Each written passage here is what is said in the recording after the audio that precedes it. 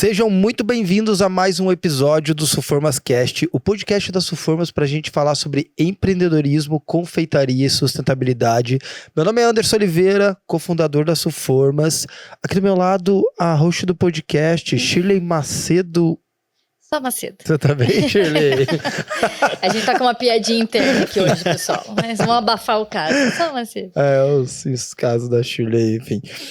Caso não, né, Shirley? Não. Ah, tá, desculpe.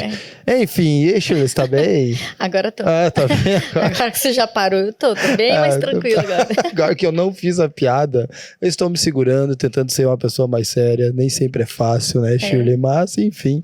Shirley, mais um podcast. Esse é o 23º. 23º. Caramba, né, Shirley? A gente fez muitos episódios, né? Então, menino, quando a gente começou, lógico, a gente sabia que ia ter uma vida longa, né? Mas eu não me imaginava já no 23º coisa, né? Foi muita coisa. Nossa, imagine quanta história a gente já aprendeu, já ouviu aqui.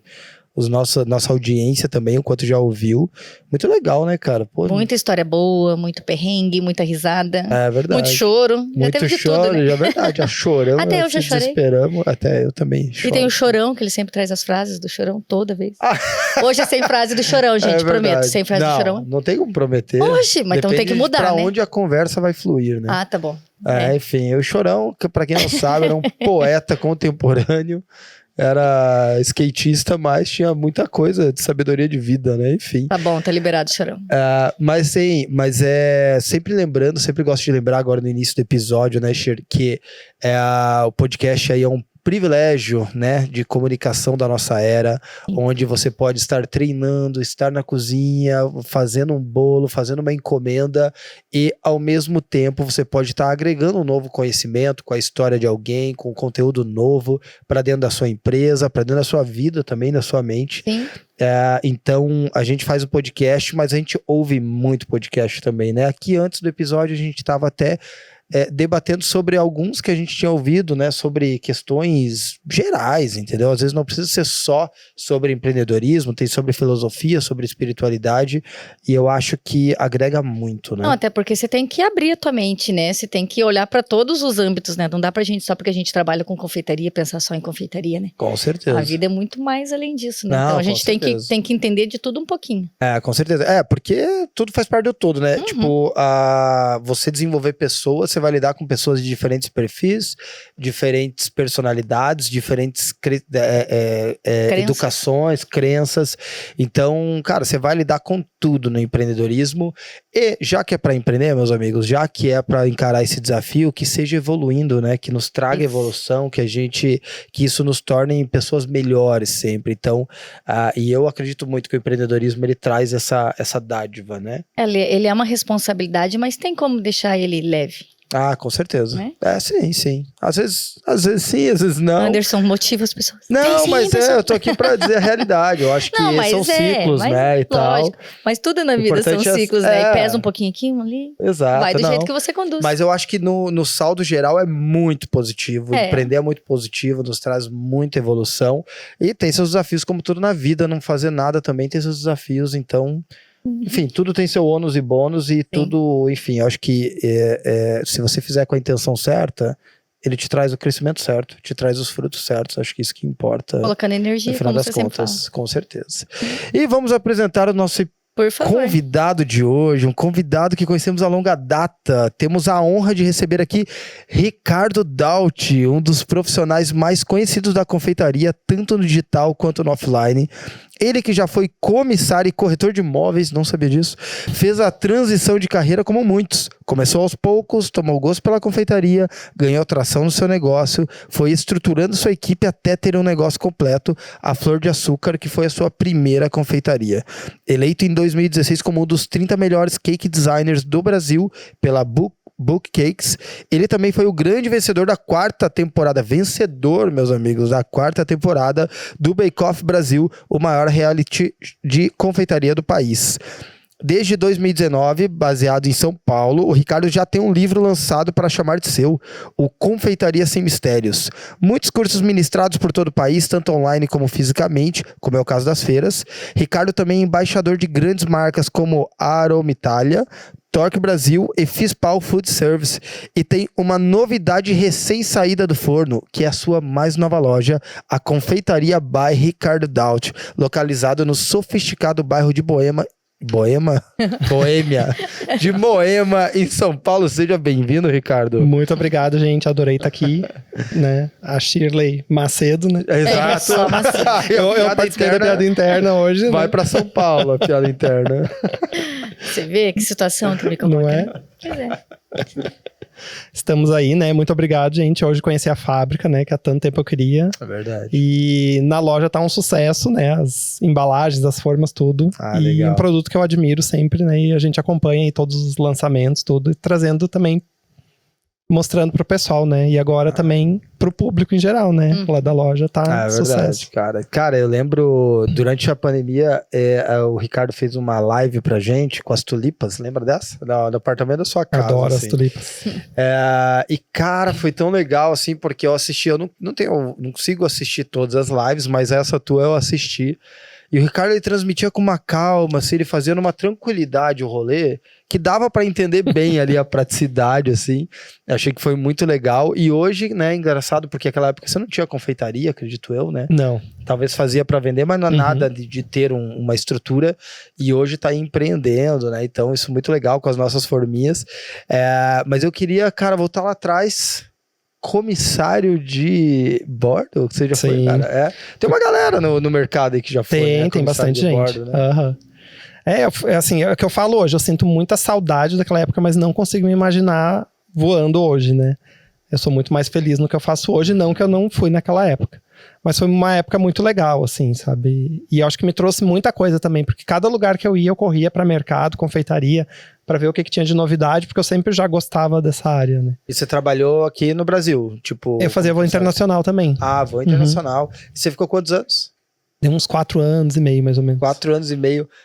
E como é que é, cara? Eu tenho um pouco de curiosidade pra saber como que é a vida de um comissário. É uma loucura, porque não tem rotina, né? Então, um dia você tá aqui, outro dia não tá, outro dia você tá voando de madrugada, outro dia tá voando de dia, é bem...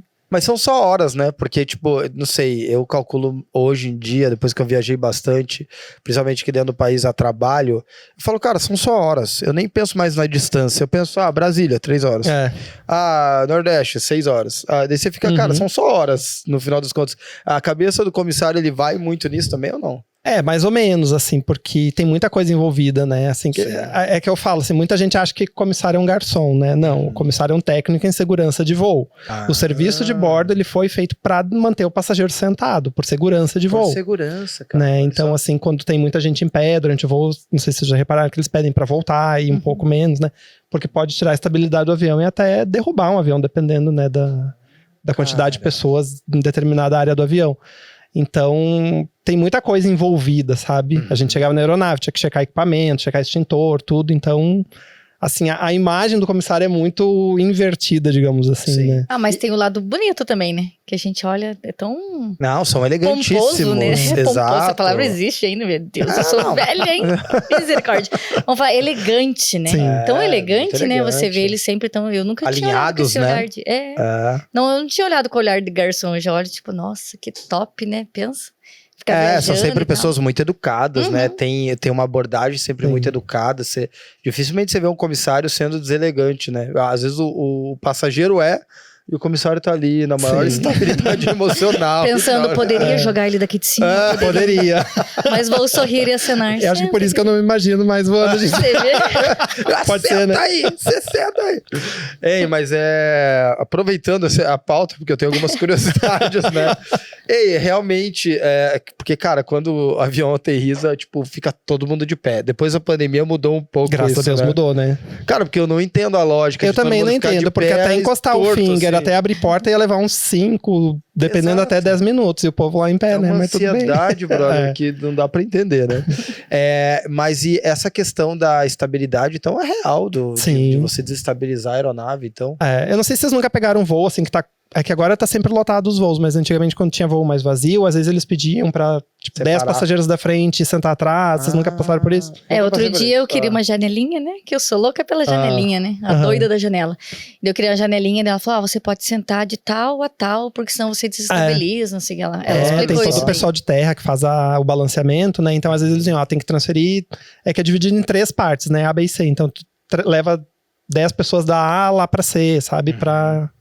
E, compensar. cara, e os procedimentos de segurança, né? Tipo, pra quem vai voar, são rigorosos mesmo? Todo mundo checa os mínimos detalhes, assim? Tem que checar. Tem que checar, mas é uma disciplina que tem que ser infalível, né? Que acaba virando uma rotina, né? Você chega lá e já checa os equipamentos, e a tripulação anterior, se tem a troca de tripulação, eles já tem que passar se tem algum problema ou não. Aí tem o livro de bordo também, que ali tá relatado se tem algo com problema. E tem coisa assim que agora eu não lembro, porque tem 14 anos que eu saí. Deve já, ter né? mudado também alguma coisa. Mas assim, tem coisas assim que a aeronave não pode sair do solo se aquilo não for resolvido. E tem outros que não, que pode resolver ao longo de mais dias, né? Sim. Mas tem essas coisas assim. Tipo como se fosse esse caso é mais urgente, esse aqui, né, já tem que ver, mas dá pra voar ainda. Cara, se me falam, não vai dar pra voar porque tá com um probleminha, eu falo, ok, brother. Tem gente que reclama, cara, fechou. Não, o pior foi eu, né? A gente voltando de Salvador, ia ficar na janelinha, ia ver todo o mar, daí o rapazinho colocou, e daí você afivela assim, daí ele não conseguia afivelar mostrar como que usava, né, o colete, daí eu olhei pro Douglas e falei, meu Deus, se ele não consegue, pensa eu, se eu estiver morrendo afogada, eu vou morrer. Daí ele, fica quieta.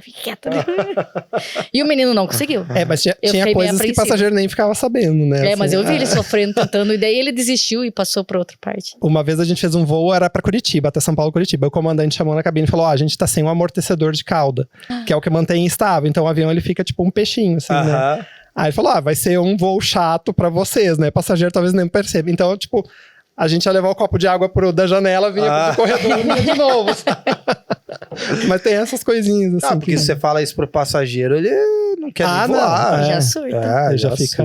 Tem muita gente que tem medo, né? E a gente vindo pra cá, ele passou pelo hotel onde ele ficava aqui. Teve um mini flashback. Um mini flashback.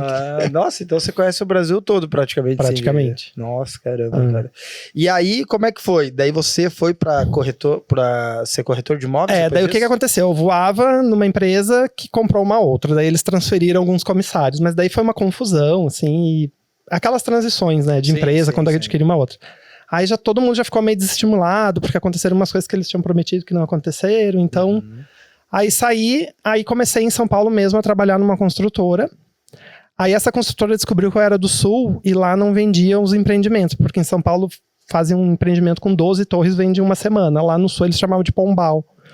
Então eles me transferiram pra descobrir o que acontecia que não vendia lá. Daí eu falei, acontece que lá eles não estão acostumados com um condomínio de 10 torres, né? Mas daí a gente fez todo um trabalho de marketing, daí eu acabei fazendo curso de corretor pra entrar no grupo de vendas também, pra tentar ver o que acontecia. Mas eu nunca gostei, assim, sabe? Tá. Mas chegou a atuar como corretor, mas não curtiu. Não gostava, nem um pouco. Mas e daí, pra ir pra confeitaria, você saiu de corretor? Aí, como eu não gostava do que eu fazia, eu pensei, eu preciso fazer uma outra coisa urgente. Aí comecei a fazer os doces, tudo, só que eu trabalhava de dia na construtora e fazia os doces à noite. Só que quando eu comecei a virar muita madrugada, eu pensei, eu tenho que escolher um ou outro. Mas eu fiquei 1 ano e meio nessas duas dupla jornada, né? E da onde que saiu o lance dos doces pra você, assim? Tipo, eu sempre gostei de fazer, assim, né? Até a gente conversei com a Shirley, porque assim, quando eu era criança, não tinha essa coisa de encomendar doce, sabe? Era muito raro. Minha mãe encomendava alguns doces que ela não sabia fazer. Então a gente fazia tudo em casa, assim. Minha avó, minha mãe ajudava. O ovo de Páscoa, por exemplo, era feito em casa. Né? Minha mãe fazia. A minha mãe fazia os pirulis, pintava o nariz do coelho. Lembra o ovo com amendoim, né? Que o ovo que você tinha que pintar a casquinha também. Tinha aqueles ovos de açúcar, né? Lembra? De açúcar, esse eu não lembro. Ele era meio vazado, porque era feito com bico de confeitar. Nossa, doce, que era um horror. Tinha umas coisas muito extremamente doces, é verdade. Aí eu fazia muito, ajudava muito, assim, a minha mãe e minha avó. E nas férias da escola, a gente ficava com meus avós no litoral. E eram 7, né, netos, né, que ficavam lá. Então, minha avó sempre dividia, assim, um vai ter que lavar a louça, outro vai ter que secar, um vai botar a mesa. E como eu odiava secar a louça, então eu sempre queria ajudar ela a fazer o almoço, porque depois eu já tava livre, né? Então, eu aprendi muito com ela também. Aprendeu o planejamento estratégico já. Mas quando era criança, eu já tinha o gosto da confeitaria ou da... É que assim, Dessa como parte era de- muito neto junto lá com a minha avó, ela fazia muito bolo. A minha avó era da época que fervia o leite e tirava a nata com uma colherinha pra fazer os bolos depois, né? Então, mas Então- você pensava em ser Nossa, comissário? ainda bem que ela tirava Ou a nata. Também porque- não, nenhum dos dois. Não, nenhum dos dois. Assim, eu tinha vontade, porque meu tio avô, eu tenho 2 primos que são pilotos, tudo também, né? Então eu sempre tava naquele mundo, ouvindo as histórias, Ah, né? tá. Aí tive vontade, fiz o curso e acabei entrando, né? Só que quando eu fiz o curso, foi... Logo em seguida teve aquele acidente da TAM, lembra que foi no Jabaquara, que caiu o Mas foi em Fokker, tudo? Congonhas ou não? Foi, só que pro outro lado lá, o do Fokker 100, lembra? O do Fokker 100 foi o que Foi foi pro pra Jaba- garagem? Não, foi pro Jabaquara, lembra que ele caiu numa rua lá? Foi o que Isso foi na hora de 2000 e- aterrissar ele passou direto, esse, se não me Isso. engano. Sei, foi terrível. Então esse eles acidente. cancelaram contratação, tudo, não, né? Ah. Até tinha seleção pra Que fazer. é onde tem um monumento até hoje lá, inclusive, né? Se não me Não, engano. foi pro outro lado. Ah, foi pro outro Esse que lado. tem um monumento foi o de. Que não faz tanto tempo, assim. Ai, eu não sei. Eu confundo, a minha porque memória não é teve boa. 2 acidentes. Teve um É, que Teve o pros dois avião lados. pousou É. e aí ele foi parar na garagem da Latam. Isso, esse foi o mais recente. Esse Foi o mais outro é bem recente. mais antigo. O outro é mais antigo. Foi, eu acho que foi 90 alguma coisa, 96, 98, por aí. Isso. Não, eu sei porque É. uma vez eu tava indo voar e tava em Congonhas, tava com a minha namorada, e aí a gente tava esperando a conexão. Eu falei, vamos ver o vídeo do acidente? Eu não sei por que eu vou fazer isso. Que delícia, prestes a Porque eu pegar tava um... né? explicando pra ela o acidente, Sim. e ela é mais jovem, daí tipo, ela nem lembra, né? E daí, aí eu falei, não, olha aqui, daí eu fui ver no YouTube, nossa, foi punk, né, Foi. cara, esse acidente. Ela né? chorou o caminho todo? Chorou, mas faz Não, foi parte. Não, bem- mas é que bem ruim, Congonhas, a que- gente tava falando Ah. hoje sobre isso, inclusive, ele é uma pista que é no meio, pra quem não sabe, né, no meio do centro de São Uhum. Paulo, e é muito curta. Então, é diferente de Guarulhos, É. que você consegue pegar embalo, consegue até aterrissar e frear mais de boa. Ali você já aterrissa, já tem que frear ali é forte. complicado. E teve 2 acidentes, né, Uhum. nos últimos 30 anos, teve 2 Isso. acidentes feios. Aí eu lembro que logo que eu terminei meu curso, que ia fazer seleção, teve esse acidente. Então eles cancelaram tudo. Aí eu fui entrar mesmo, acho que uns 6, 7 anos depois. Caramba. Mas por que eles cancelaram? Será? Por uma crise Porque de quando dá um segurança? acidente é bem complicado, né, pra uma companhia, né? É, Muito, envolve muita coisa, né? E eu acho que muita gente deixa de voar, talvez por medo. E também, assim, né? indenizações absurdas, É né? verdade, cara. Então é bem complicado. Sei lá. Nossa. Não, eu perguntei porque, assim, às vezes quando você é criança, você já pensa, eu quero ser comissário. Mas daí sair da área de comissário pra ir pra área de confeitaria, né? Tirei você da pauta, tudo bem, pode voltar. Não, mas sabe que você Foi colocou. pertinho. Esses dias eu tava fazendo Esses dias não, deve fazer um ano, sei lá. E eu tava indo Curitiba, Porto Alegre. E aí eu ouvindo os comissários conversando e um deles tava falando sobre isso. Eu falei, não, porque agora eu tô fazendo bolo pra vender. E eu tava, tipo, acho que no último. Aí, enquanto eles estavam preparando ali as paradas, eles estavam conversando e eu, claro, ouvindo a conversa. Aí eles estavam falando que tava fazendo bolo e eu louco pra eles falarem o nome da Sulformas. Eu falei, meu Deus, eu vou pirar se eles falarem o nome da Sulformas. E eles falando que tava fazendo caseirinho, cara. Eu falei, meu Deus, eu tô ouvindo sem querer a conversa E você do meu não levantou pra falar? público-alvo. Não Olha aqui pude. essas formas. Eu fiquei muito tentado a fazer isso. Mas eles falando, não, porque daí eu vou ali em Curitiba. Eles eram de Curitiba, eu vou na 7 de setembro, daí eu vou ali, já compro as embalagens pros caseirinhos, tô vendendo, tá dando dinheiro. Eu falei, opa, legal. Então você vê que foi uma história parecida com a tua. É que a tua ainda teve ser corretor de imóveis, né? Mas é uma galera que, cara, tá ali. Às vezes eu não sei como é que funciona as folgas do comissário. Você fica 2 dias. Ou, Depende enfim. muito. A Depende escala de nunca é escala pra igual. escala, né? né? Às vezes tem 4 dias seguidos, às vezes mal tem um dia, então é bem corrido. Mas, enfim, mas aí, cara, eu sempre gosto de perguntar como é que a pessoa foi parar na confeitaria, porque assim como você, que é uma pessoa que já tinha tava uma carreira como comissário de bordo, foi para corretor de imóveis, às vezes vem aqui pessoas que são advogados, que são engenheiros, que são administradores do mundo corporativo e vão para confeitaria. Nunca é do nada. Na nossa vida, nunca, quase nada é do nada, né, cara? Algum contexto, alguma conexão aconteceu quando é criança, quando é jovem, para você ir parar na confeitaria, porque eu, por exemplo, não teria nenhum desse contexto. Mas fui parar na área de venda, porque meus pais eram vendedores, por exemplo. Então, acabei virando um bom vendedor por conta disso que eu aprendi. Da confeitaria é muito disso também, né? Com certeza. Tanto que com a tua avó, num movimento esperto da sua parte, para se destacar entre os netos, você ficava ali na cozinha para não ter que lavar louça, por exemplo, né?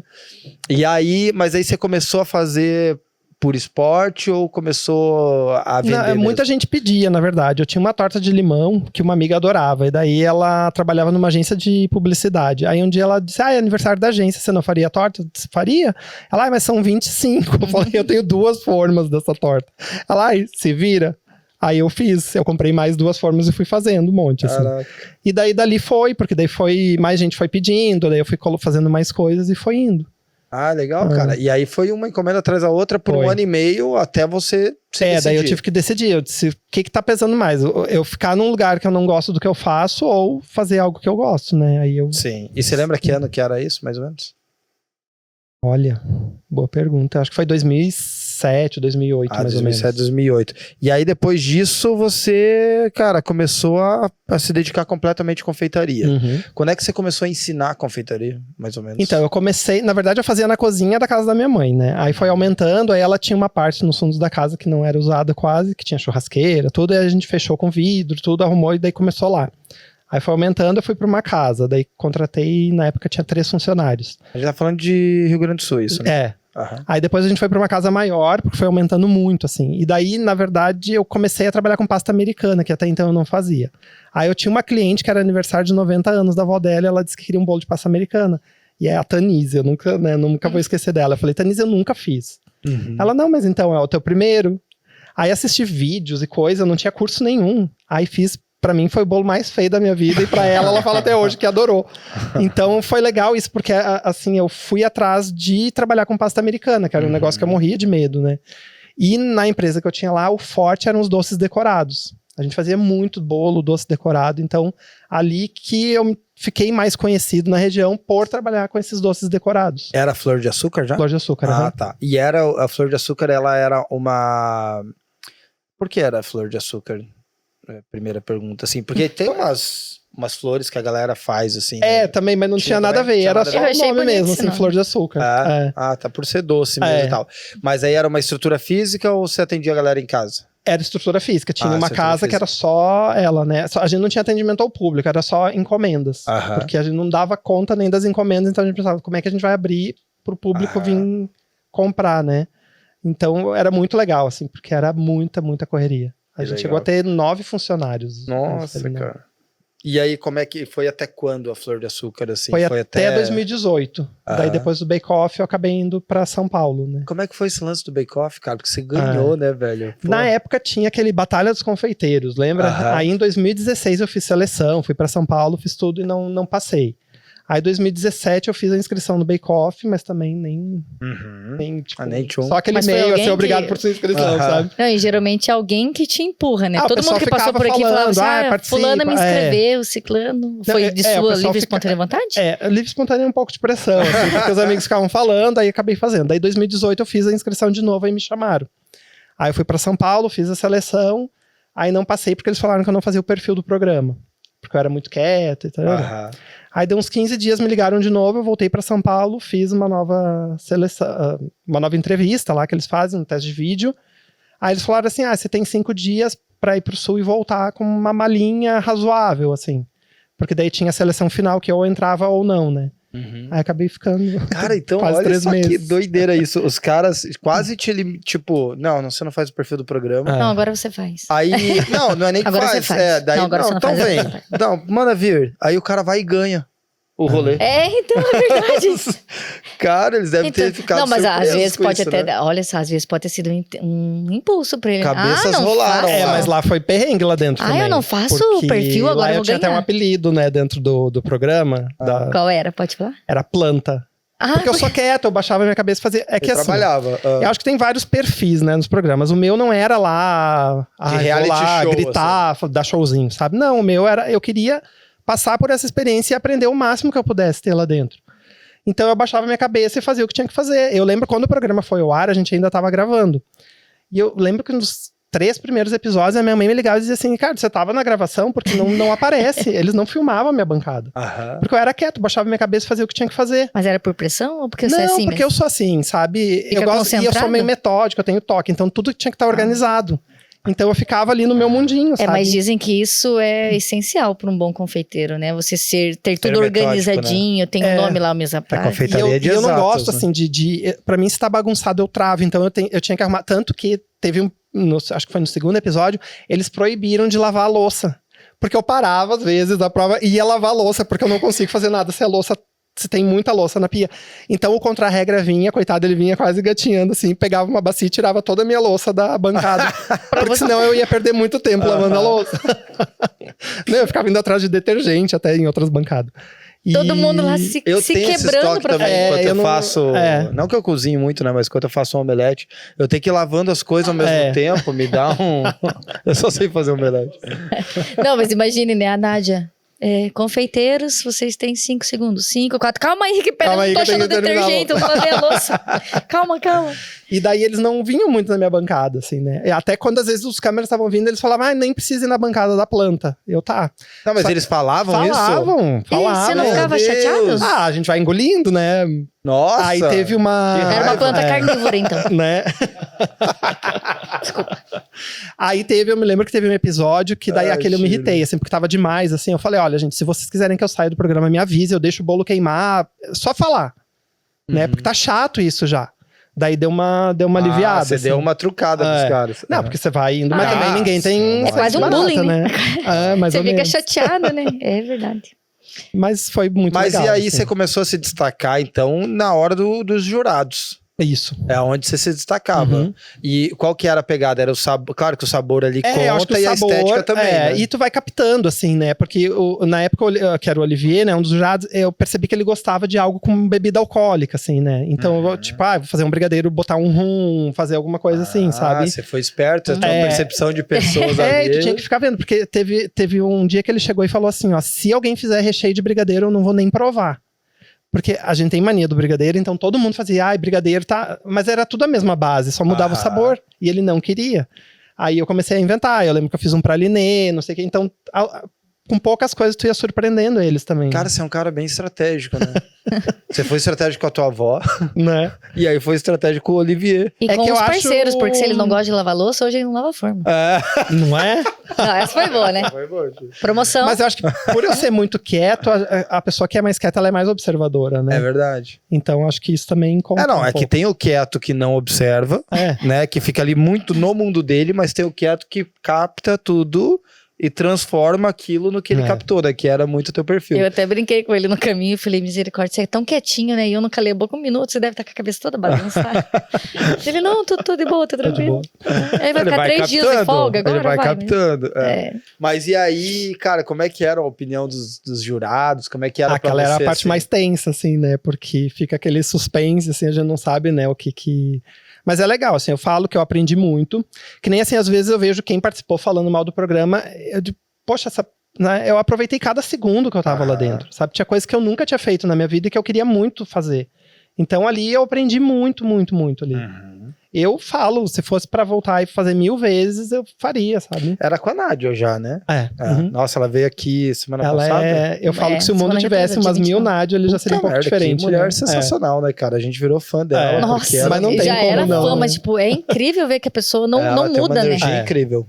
Ela é demais. sensacional. Incrível. Ela foi a pessoa certa ali, porque ela é quem dá o equilíbrio, né? Mas sabe que eu falo até hoje pra ela, eu digo, ela que me manteve, assim, a minha sanidade mental, assim, porque quando tava na hora da avaliação, as cegas, ela fica na ponta da bancada, né? Daí tá todos os preparos ali. E quando tinha uns que eles estavam detonando, ela olhava pra mim e, tipo, fazia, né? Aí eu fazia que não era meu, daí ela, tipo... Então, nossa, eu falo que ela foi, assim, a gente... legal, cara. Eu digo, a gente foi ficar mais amigo e conversar mais depois que terminou o programa, mas eu falo, a gente se olhava e a gente Já trocava 10 frases, E ela até sabe? comentou isso, né? Ela comentou isso. Ela falou que ela não podia ajudar ninguém, mas ela trocava olhares, assim, com as pessoas pra acalmar. Ela falou... Não, mas assim, em algum momento, agora uma pergunta mais minha. Como que você imaginou, assim, que você conseguiu vencer, né? Mas você soube qual que foi, assim, a pegada, tipo, agora eu consegui engrenar, isso vai me levar para uma final? Você pegou a sacada? O que foi? Eu não sei te dizer, assim, mas eu acho que é uma soma de várias coisas, né? Tipo, que nem pro Olivier, assim, ele sempre falava muito da organização, tanto que eles faziam até campeonato se eu ia sujar ou não o avental, porque eu não gosto, assim, eu amo chocolate, mas eu não sou muito fã de trabalhar com chocolate, porque eu acho que chocolate dá mais sujeira, dá mais, né?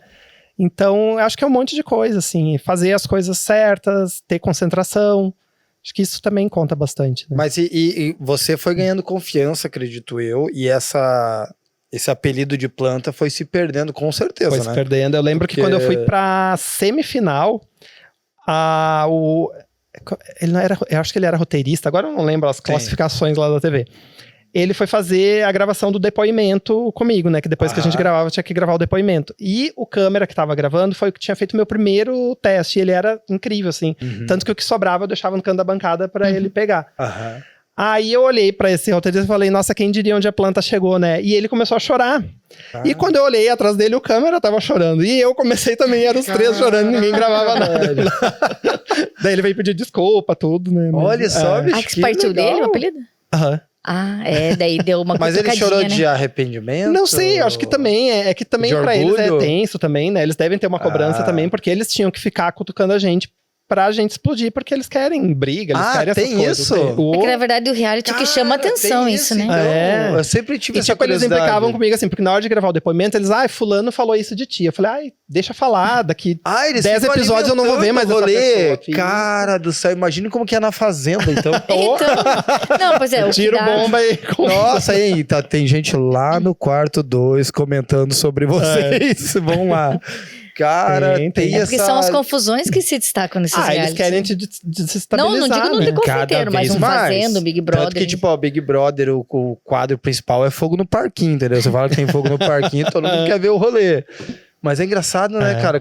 Só que eu não sabia que era tão fomentado por eles. Só que eu acho que na nossa temporada, eu falo assim, porque foi a que eu vivi, mas eu vejo que o público comenta também, a gente ficou muito amigo. Tanto que hoje a gente fala, né, que eu falei da Lola, da Tati, de todo mundo, a gente é muito amigo, assim, o André, tudo, a gente fala toda semana quase. Então acho que isso dificultou o trabalho deles também, sabe? Porque a gente ficou muito amigo, ficou um grupo também muito unido. Tanto, Eles só aqui no radinho, vamos ter que buscar outra estratégia.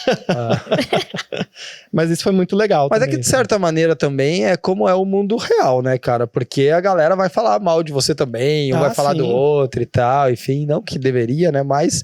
Acontece também, né, cara, isso aí.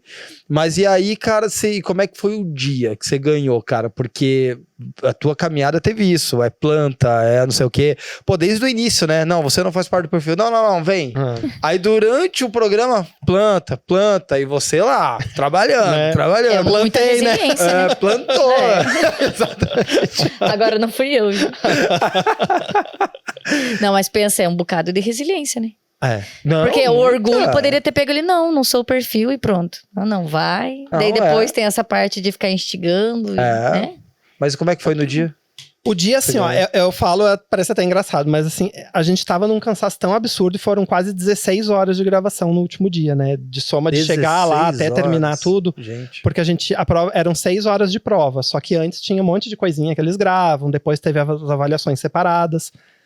Então, eu não tinha nem eu não conseguia ficar em pé, assim, eu ficava procurando uma posição pra conseguir ficar em pé, sabe? Eu tava quase saindo do corpo já.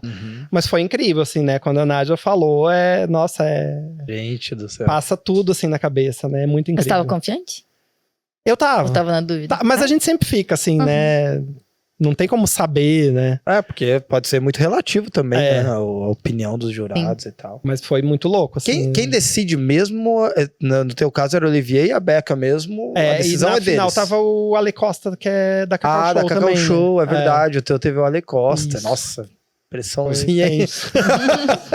Caraca, velho. E a prova era muita coisa. Eram 8 doces diferentes, sendo que 4 deles a gente tinha que fazer 8 porções. Aí tinha que fazer bolo. Nossa, tinha muita coisa. Eu fico olhando, é muito trabalho, bicho. Faz uma receita assim, Meu Deus, eu levaria uma semana e não faria bem feito ainda. Né? Daí tinha que organizar, porque eu esquematizei, né? Tudo que for assado eu vou fazer primeiro, vai indo pro forno e depois eu vou indo pras etapas, assim, mas chega uma hora que tem que ter vai processos, embolando. né? Mas mesmo assim ainda, caramba, cara. Mas tem que contar a parte artística também, né? Não, é isso que eu penso, porque uma coisa é ficar gostoso, outra coisa é ficar bonito, outra coisa é ficar bonito e gostoso. E ainda colocar uma bebidinha alcoólica ainda no meio ainda. No caso do meu pudim fica feio e ruim. O teu fica ruim? Não, que todo mundo que vê o meu pudim fala, não, querida, pelo menos ficou bom. Fala, não. Então, esse é o grande problema. Ei, e como é que foi tua vida pós Bake Off? O que você acha que mudou? Qual que é o antes e depois? Eu acho que muda muita coisa, né? Porque, tipo, vamos falar de Instagram. Eu entrei no programa com 2.300 seguidores e saí com 86 mil. Caraca. Né? Eu jamais imaginava, eu abri o Instagram e falar, o que é isso? Como assim, né? Aí a gente vê o poder e a dimensão que tem, né, do negócio. E aquela coisa de estar na rua, alguém vir e no início eu ficava... Eu não tinha reação, assim, a gente não sabia, sabe? Porque a gente nem entende a gente que vinha chorando, gente vinha se tremendo toda. Eu falei, gente, calma, eu só fiz uns bolos, calma. Sabe? Mas é muito legal, assim, o carinho que eu recebo até hoje é surreal. Assim. Que legal, né, cara? Mas na tua mente, assim, você acha que mudou muita coisa em termos de... eu acho que, assim, tipo, divulgou meu trabalho, né? Tipo, o fato de eu estar aqui hoje talvez não aconteceria, né? Antes disso, eu acho que eu só tenho coisas positivas pra falar, né? Aquilo que eu falei, tem gente que fala mal, mas eu não tenho, não é porque eu ganhei o programa. Se eu tivesse saído no primeiro, eu ia aproveitar aquilo que eu vivi ali, sabe? Isso é uma questão de mentalidade também, né, cara? Você direcionar a sua mente pro que é bom, né? Você já tava vendo tinha uma galera reclamando do YouTube e tal, que o YouTube é ruim, isso num outro podcast, porque o YouTube agora eles estão fazendo isso e fazem aquilo e tal, aí um cara falou, cara, não, acho que a gente tem que ser grato ao YouTube, todos estamos aqui por conta do YouTube, então, a gente ganha dinheiro por causa do YouTube, qual oportunidade a gente teria sem o YouTube? Então, por mais que eles estejam fazendo um jogo diferente agora, a gente só tá aqui agora porque teve um caminho e tal, e tudo é uma questão de perspectiva, porque tem gente que parece que sempre acha um ponto negativo em tudo, e tem gente que é o contrário, né? Que assim que é o teu caso. Não, tem um ponto todo positivo. E, cara, olha quantos desafios você passou, né? Mais que outros, né? Você foi, de certa maneira, um pouco menosprezado no início. Depois, durante ali, foi subestimado como planta e tal. E você ganhou a parada, entendeu? Você fala, não, pra mim foi uma caminhada boa. E tudo que eu conquistei depois, inclusive, veio disso. É uma questão de mentalidade. Mas o que eu queria saber, assim, de você é, tipo, beleza, você sai do Bake Off... E você continua fazendo encomenda. Eu tenho uma dúvida de qual caminho um vencedor de Bake Off, por exemplo, ele percorre depois. Porque ele pode ir para influência, ministrar cursos e tudo mais, vender cursos, vender conteúdos digitais, ou continuar fazendo encomendas. Qual caminho que você foi, assim, tipo, depois de 2018? Quando terminou o programa, daí tem muita coisa, assim, né? Tá chamado para várias coisas, é bem corrida. Aí por isso que eu resolvi ir para São Paulo, porque daí eu tava mais perto de tudo. Aí eu não tava conseguindo fazer encomenda, porque São Paulo, tipo, eu tava no apartamento, não tinha um local para isso, e era muita feira, viajava muito, daí eu comecei muito forte nos cursos, então eu tava viajando bastante com isso. Só que daí, um ano depois, começou a loucura de pandemia, né?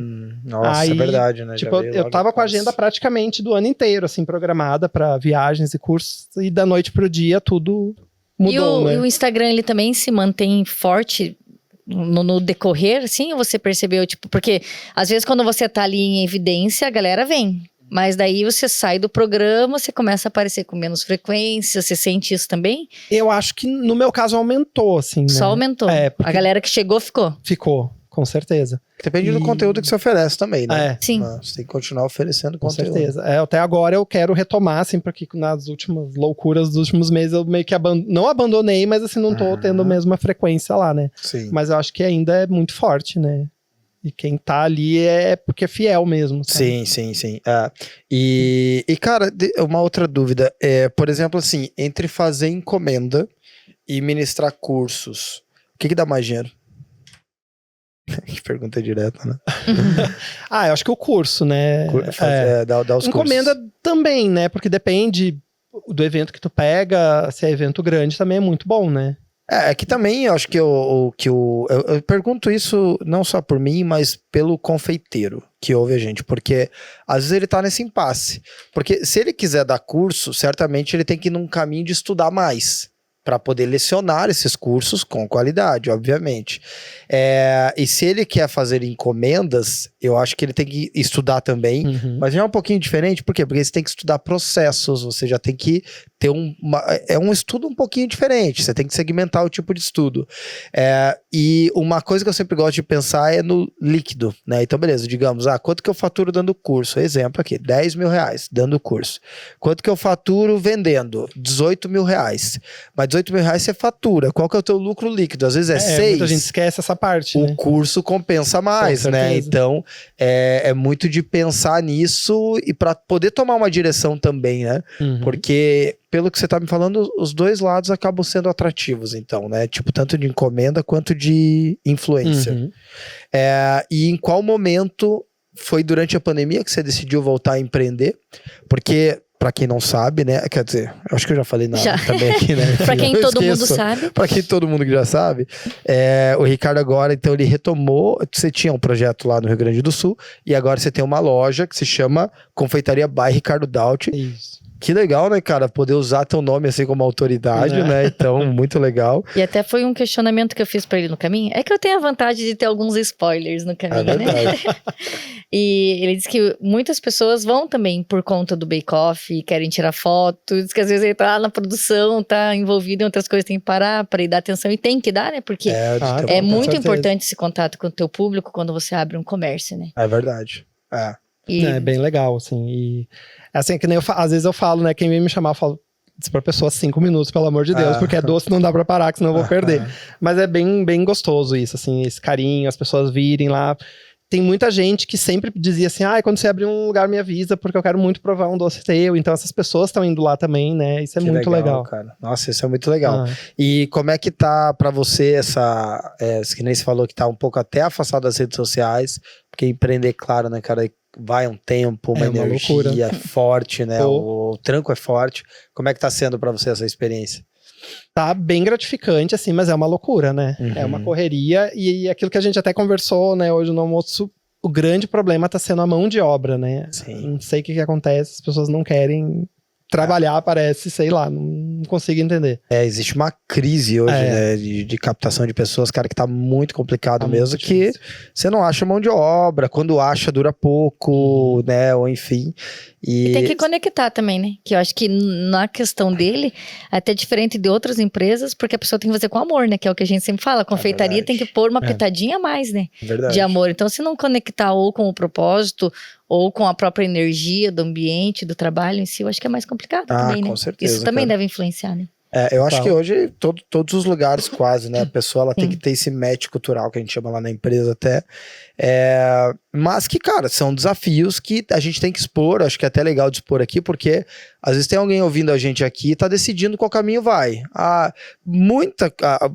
Talvez 90% das confeiteiras, o grande sonho delas é ter uma confeitaria, uma loja física e tal. Mas eu queria que o Ricardo dissesse, cara, quais são claro, os prós e os desafios dentro de ter uma loja, assim. O que você passou até agora? Eu não posso falar mal, assim, né? Eu tô muito feliz, tá muito legal. Tem esse problema, mas tudo é contornável, né? Sim. E a confeitaria tem um grande diferencial, que é tu poder adiantar muito vários preparos, né? Tu já pode ter muita etapa já congelada, pré-pronta e só ir finalizando, né? Então isso é muito bom. Então, cada tempinho livre a gente já vai produzindo o que dá pra ter já de estoque, digamos assim. E é você que deixa pronto já? Essas questões já prontas, assim, não sei se dá pra dizer assim e tal. Tipo, eu saí 10 da noite lá pra deixar tudo ok pra estar aqui hoje, né? Mas é legal, assim, é muito bom.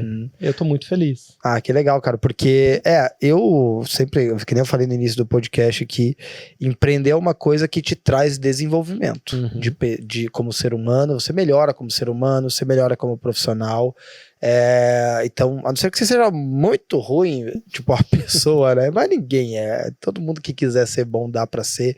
Eu digo bom de bondade mesmo, de ser bem intencionado, de fazer uma parada com amor, de verdade, que aquilo volta, mesmo que teu interesse seja só grana, vai voltar grana para você se você fizer com uma intenção boa. Mas também tem que usar inteligência, tem que usar liderança, tem que usar processos, gestão, administração, gestão financeira. Então, são muitos campos, né, que você tem que gerenciar, que até inclusive me fizeram ter sócio. Eu falei, caramba, eu consigo fazer tudo isso? Consigo, mas cara, eu acho que eu prefiro ter um sócio para me ajudar, porque aí você tem mais qualidade de vida, porque também não adianta você sacrificar tudo não dá, não. por isso, né? Você tem sócia hoje, tem. né? É uma ou mais? É um casal. Um casal de sócios. Ah, legal. E os dois trabalham na operação? Mas em outras partes, assim, cada um tem a sua parte, né? Um é administrativo, que é o que eu não gosto de fazer, Sim. eu cuido da produção, então é tudo bem dividido, assim, sabe? Ah, que legal. Você cuida da tua arte, né, cara? Isso que é legal. Você faz a tua arte bem feitinha ali e tal.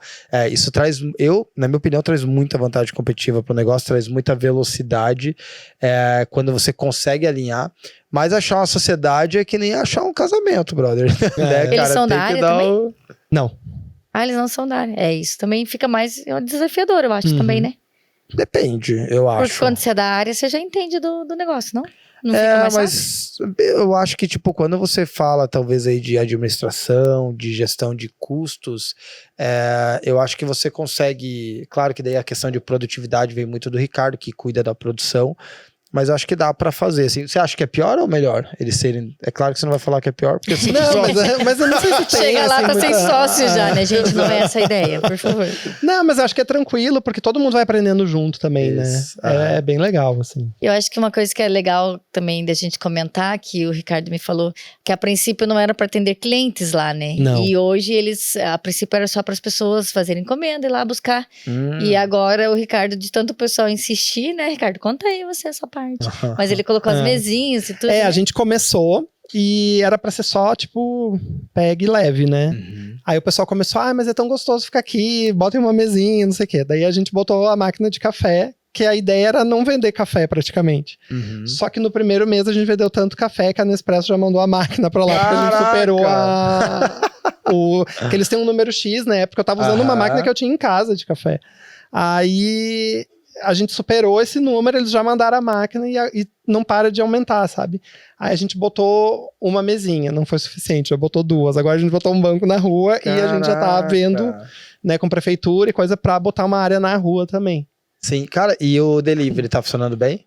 Tá, o delivery tá um pouco devagar ainda, mas porque a gente não fez grandes divulgações, né? Porque também tem 40 dias, né, a loja. Então, Então, como não tava dando conta, a gente tá calmo, vamos com calma, né? Sim. Vamos atender primeiro os clientes daqui, mas tá gerando, assim, mas não com um volume muito grande ainda. É porque o pós-pandemia, nesse mercado de confeitaria, food em geral e tal, ele trouxe essa nova segmentação de negócio, né? Que é os deliveries, que às vezes você vende tanto delivery que você não precisa quase ter cadeira, né?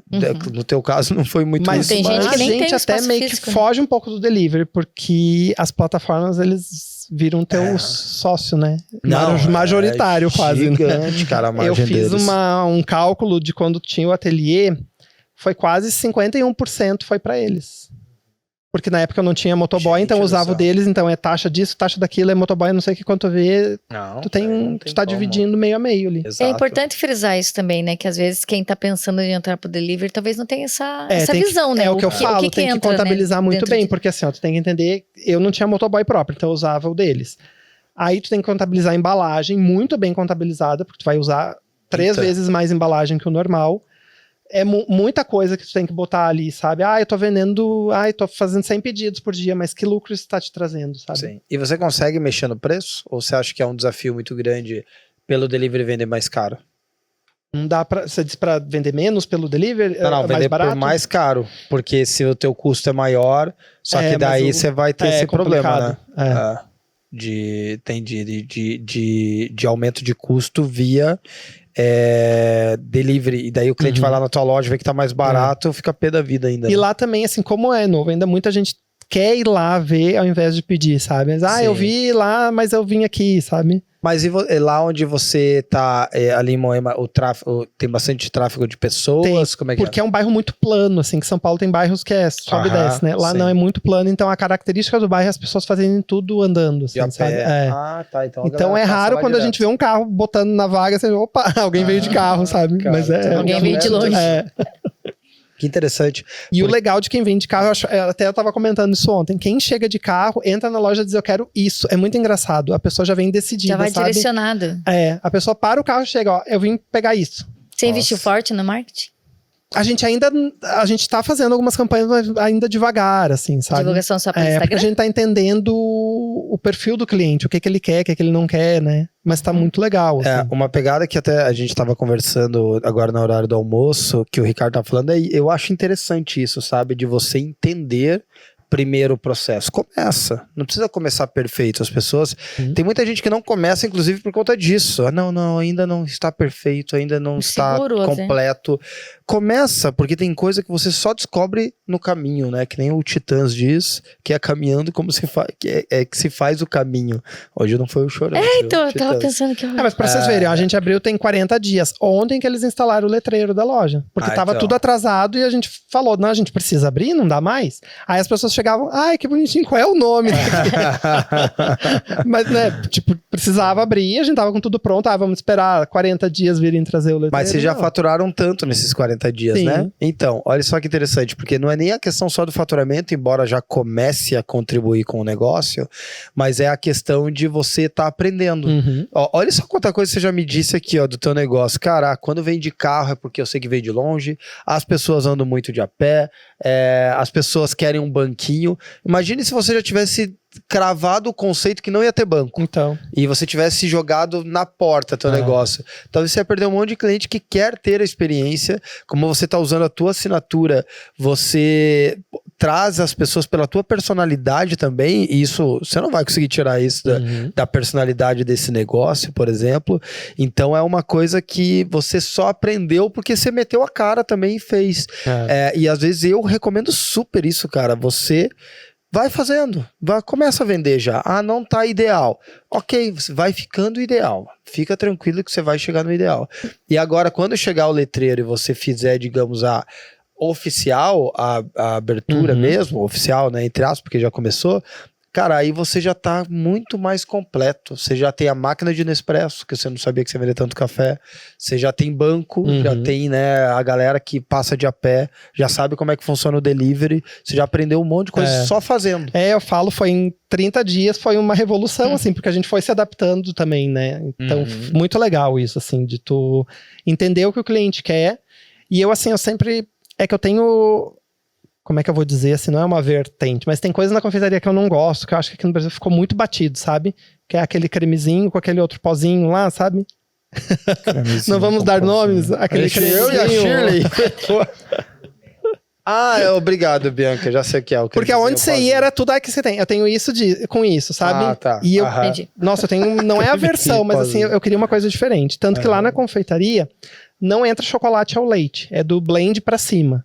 Então o cliente já fala, eu tô gostando aqui porque as coisas não são muito doces, né? O blend é só uma... O blend é uma mistura de amargo com ao leite. Já é mais amarguinho. Então ele é tipo 60% ao leite, 40% amargo, ou depende a gente pode fazer uma outra porcentagem. O percentual de cacau já é maior, né? E tudo isso reforça você conhecer o teu cliente, né? Porque ele já sabe até o que o cliente gosta. Mas muita gente que tá vindo pela primeira vez tá falando, nossa, não é enjoativo, não sabe? Então isso até tem umas 2 semanas que eu botei um brigadeiro desses 2 ingredientes aí, porque nem tinha até então. Eu botei mais porque criança pede. Mas ele tá lá, assim, não é o carro-chefe, sabe? Cara, mas eu sou esse público. Eu sou exatamente esse público-alvo. Porque eu também eu não sou nenhuma formiga pelo açúcar. Eu fui numa cafeteria até esse final de semana aqui no shopping. E, cara, tinha lá uma oferta de doce. Eu não queria um bolo, não queria nada. Chocolatudão e tal. Mas tinha um brigadeiro de chocolate belga. Cara, me resolveu a vida. Um brigadeiro de chocolate belga, por exemplo, com um café coado. Nossa, pra mim foi perfeito. Tava equilibrada a mordida do doce, não é tão doce, porque tem um meio amargo ali pra dar uma equilibrada. E eu acho difícil achar confeitaria assim. equilibrado, sabe, cara? E quando eu acho, eu viro cliente também. Isso tá sendo muito bom, assim, o cliente tá falando, ele tá voltando, falando isso, frisando, né? Eu tô gostando aqui. Assim, eu brinco, mas não me levem a mal, confeiteiros, pelo amor de Deus. Eu não gosto de meleca, assim, e também tem uma mania, aquelas taças lambuzadas e coisa, aquilo... Eu não consigo, eu não tenho atração por aquilo, eu não tenho nem vontade de comer. Pra mim, eu tenho vontade de pegar, lavar tudo e pegar o que tem dentro. Isso também eles estão falando, nossa, que bom a gente encontrar aqui um lugar que não tem, é só meleca. Até uma cliente falou meleca, eu falei, nossa, eu uso essa palavra. Mas pra você ver como a gente não precisa ter medo, né, da concorrência quando você vai começar um negócio, porque tem público pra todo mundo. E outra coisa que eu falo, não precisa seguir a modinha da tendência, não sei o que, sabe? Eu não fiz, até hoje eu não fiz um bolo com o boneco aquele. Nenhum. E vocês viram a febre que foi o Flork, foi uma febre, a gente... Eu não fiz nenhum, eu não sei nem se eu consigo fazer o contorno dele de cabeça. Por mais que foi uma febre, né, virou ali... Meio que enjoou de tentar, mas pra gente foi bem legal que a gente fez uns caseirinhos, né? Isso. A gente saiu da pegada ali de fazer no bentô, que eles estavam fazendo, e a gente sugeriu a ideia de fazer na Plump. Porque pode fazer tudo na Plump. Merchan, uma publi, né? Mas eu não fiz nenhuma, então aquilo não precisa, e não perdi encomenda por causa disso, sabe? Porque então, quem quer vai ter de quem comprar, mas quem quer, né, uma coisa diferenciada, vai buscar o Ricardo. É interessante a gente entender quem é teu público e saber que ele existe. E daí é nisso que você se diferencia e que você consegue ali ir firmando. Cara, mas é difícil ver um empreendedor que, quando ele busca autenticidade, ele não se dá bem, sabia? Isso é um ponto em comum de bons empreendedores. Que nem assim, E nele é bom porque ele é observador, né? Então, pra ele é um ponto a mais já, né? Que nem curso online, assim, eu tive vários problemas com quem lançava meus cursos online, porque eles entendiam que eu tinha que fazer sempre a mesma coisa.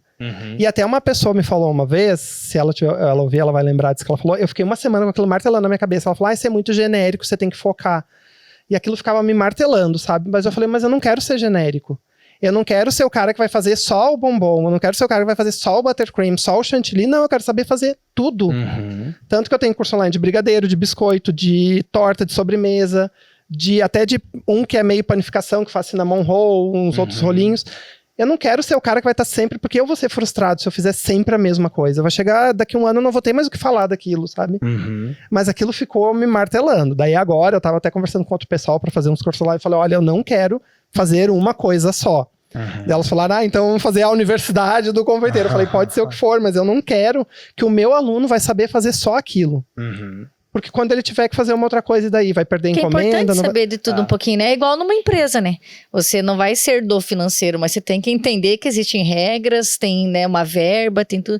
Da mesma forma que você não precisa adorar planilha, que é o meu caso, mas você entende que ela é essencial para suas métricas, para o seu trabalho. E assim você vai aprendendo de tudo um pouquinho. Sim. E ali também, você vai ter um foco, né? Vai chegar uma hora que você vai falar, eu sou especialista nisso, mas você sabe de tudo um pouco, né? Sim. Legal também.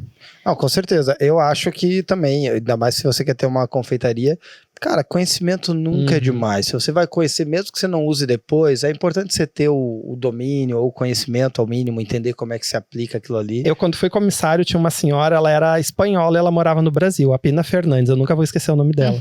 Ela era incrível, incrível. E ela falava com sotaque ainda, né? E ela dizia, minha mãe sempre falava que eu não podia perder o sotaque, porque eu me tornava mais chique aqui no Brasil. E daí ela falava assim, gente, isso eu nunca esqueço, ela faça um curso de tudo, nem que seja de cuspe à distância, porque um dia vocês vão precisar. Então aquilo, sabe, o que eu fiz tanto curso já nessa vida e nunca me arrependo, assim. Ainda não. É que eu ainda não precisei usar.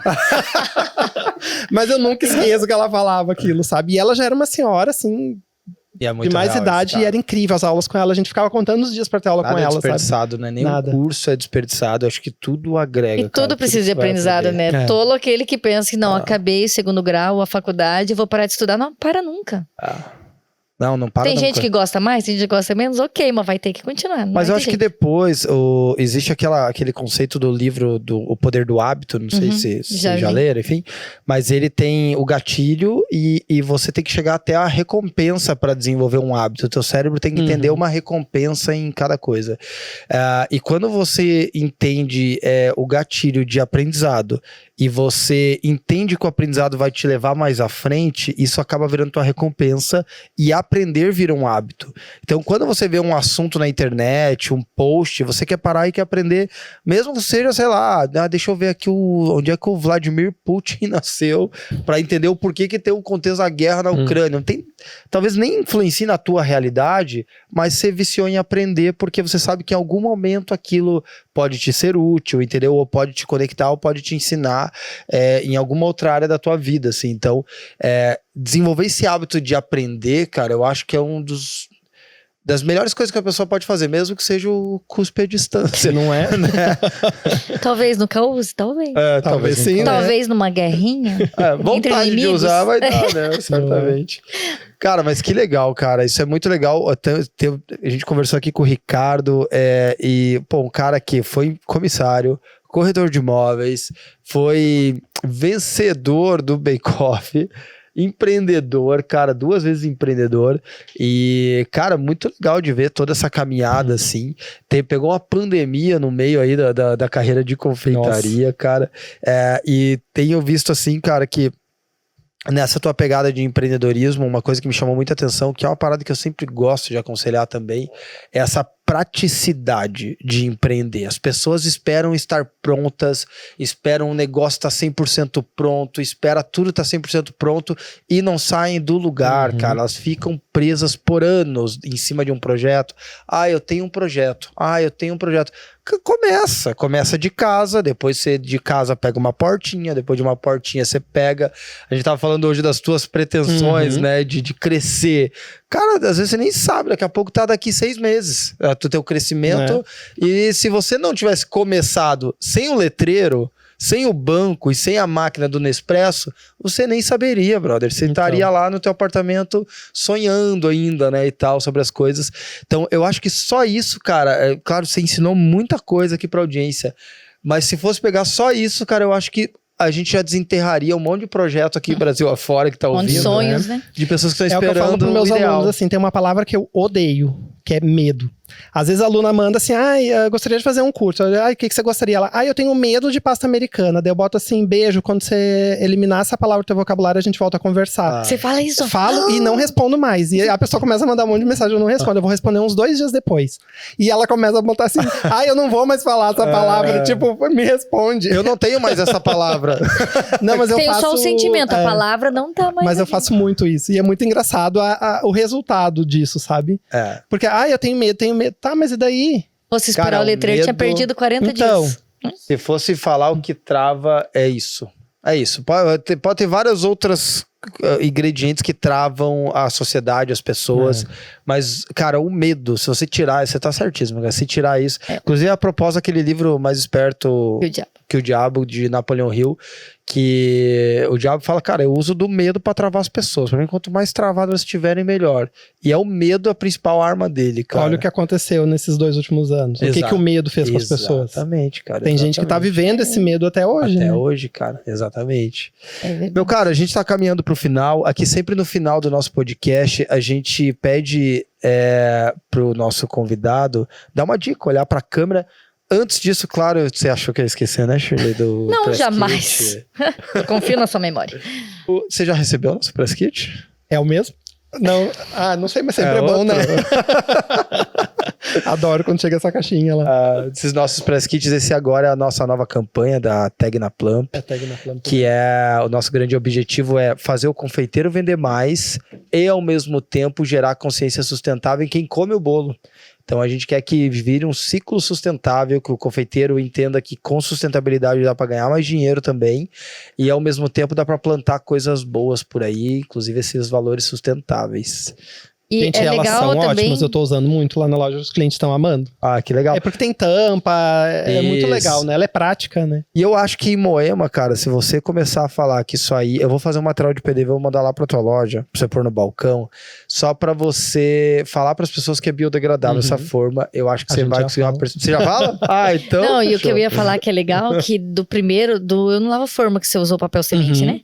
Ele falou que em 4 dias ele viu o resultado. Nossa, que top, massa. Né? Eu lembro que ele usou. Eu plantei na pequenininha, foi muito rápido.